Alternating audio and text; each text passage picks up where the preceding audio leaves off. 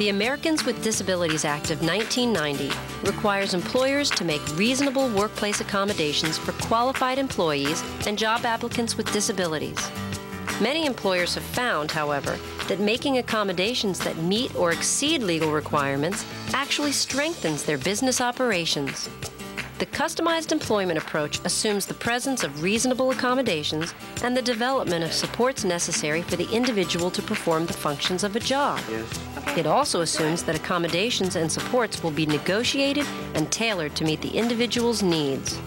In simplest terms, accommodations are actions that alleviate, compensate for, or mitigate barriers faced by a job seeker or employee with a disability.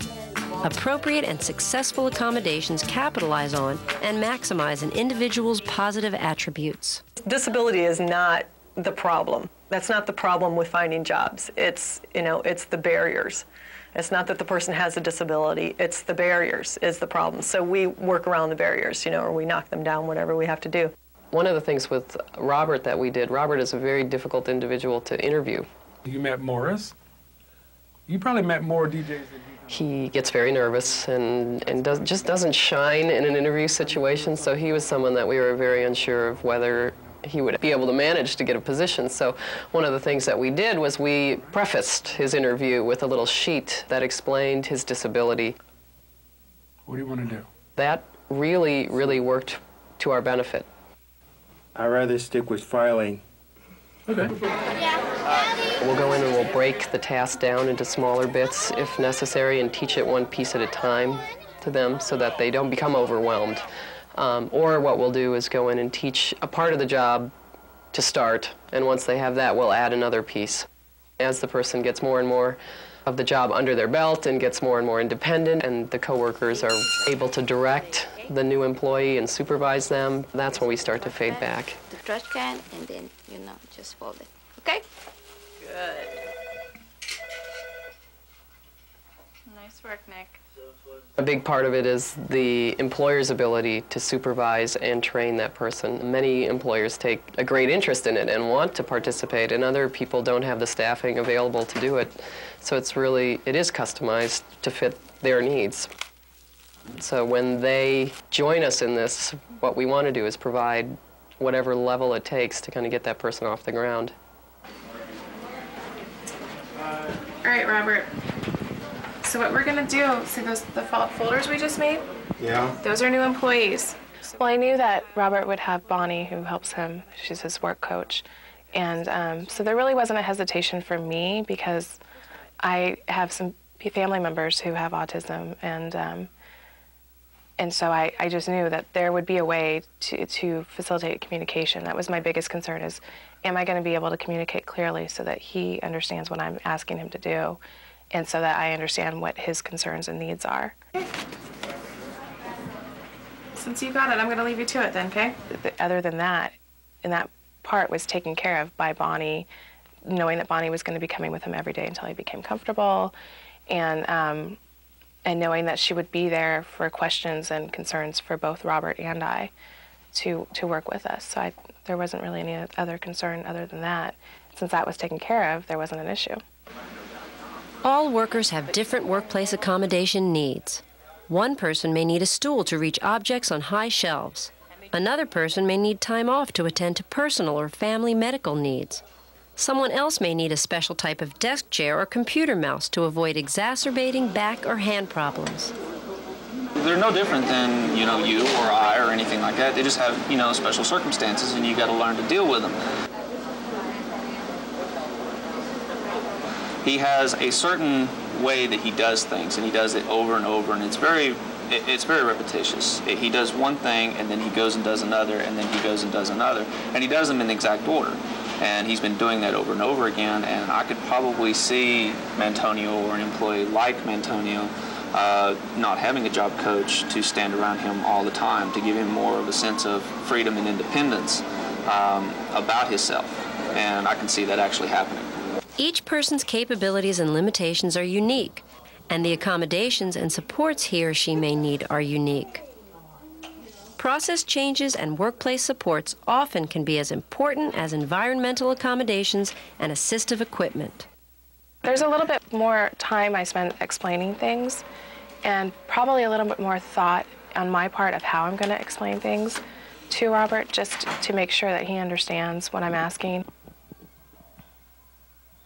And so I might, instead of just handing him a pile of papers and saying, here, go file these, I might take the papers with him over to the files and say, okay, this is the drawer that these will go into, and they all go in alphabetically, you know, A to Z, and he's really good at focusing on those letters, so then at that point, it's, you know, okay.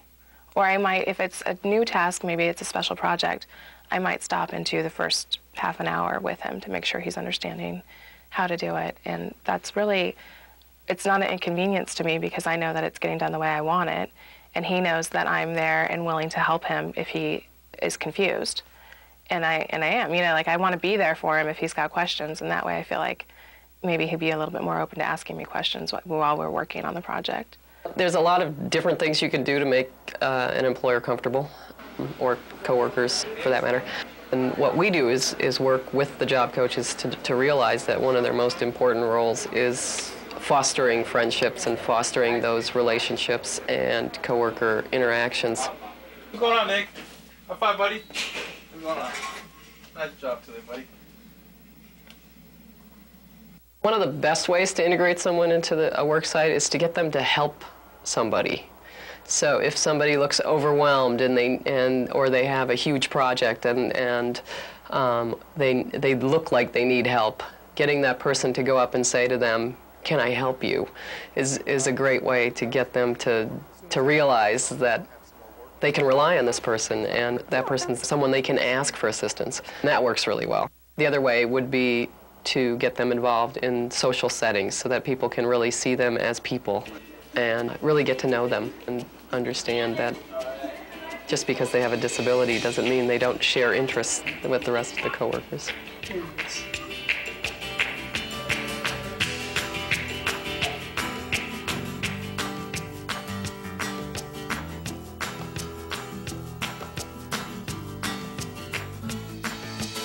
The One-Stop Career Center system is the cornerstone of the nation's workforce investment initiatives.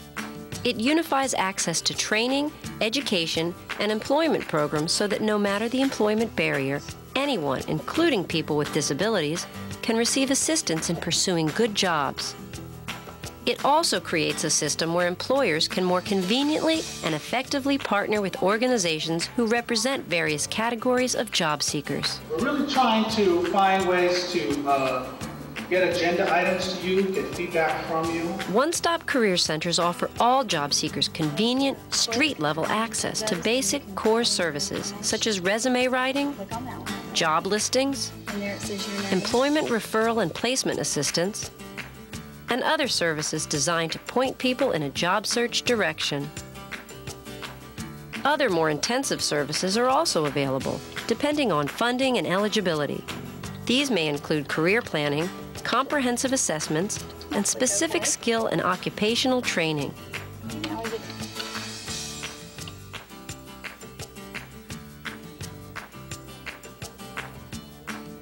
Customized employment principles that emphasize customer service have parallels in the customer friendliness that the one-stop service delivery system is designed to foster. There are many partners who participate in one-stop center operations. A partner mandated by law is the State Vocational Rehabilitation Agency, which often will assign staff to deliver its services right at the one-stop location for customers with disabilities. Other partners may include disability employment service programs, such as those involved in creating customized employment options for people with significant support needs. Since our agency focuses on people with significant disabilities, I think that we are very appropriate in terms of our involvement with TCEP and one-stop centers. I think that working with people with significant disabilities requires a holistic approach, a whole life approach, and having many of the resources that are needed there at that one-stop location is going to be very helpful. These partners work together to train one-stop staff on access issues, such as the use of assistive technology and workplace accommodations for people with disabilities. Lots of responsibilities. So you have a lot of chores to do, don't you? They also train staff members about ways to incorporate principles of self-determination and individual choice in one-stop services, how to identify and partner with businesses and employers, review and improve policies about how people with disabilities access the general one-stop services, and develop and implement customized employment services for persons with disabilities. Your ultimate goal is to help individuals find employment that is meaningful to them and that helps them achieve their goals. And a lot of organizations are so stretched with their resources as it is, and if you try to just do everything yourself, you're not going to be able to accomplish a lot. But when you can work together with other community resources, you will stretch what you can do and achieve a whole lot more than you ever could alone. As you can see, if you move... Partners in the one-stop career centers working with disability employment service providers are in an excellent position to use and leverage the collective resources of the partners in a cost-efficient and ultimately effective manner. A core philosophy of customized employment is that there is a job for everyone who wants one, regardless of disability label, level of support required, or the economics of the area in which he or she lives.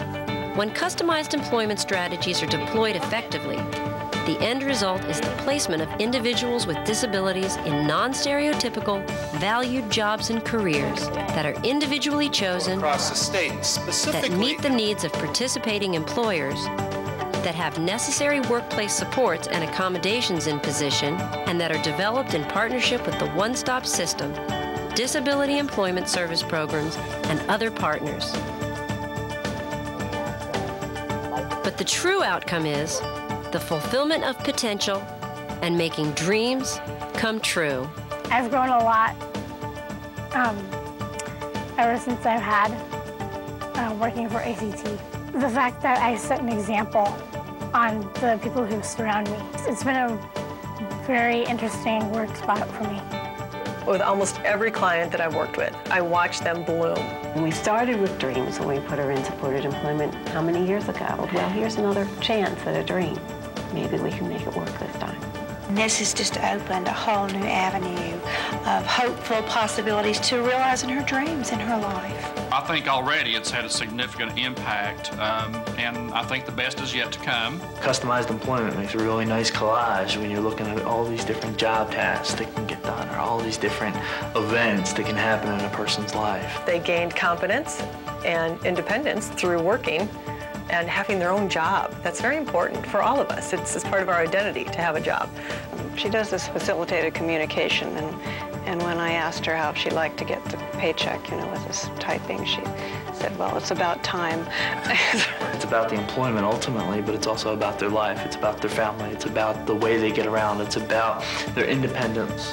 That is the fun of it. It is definitely making people's dreams come true.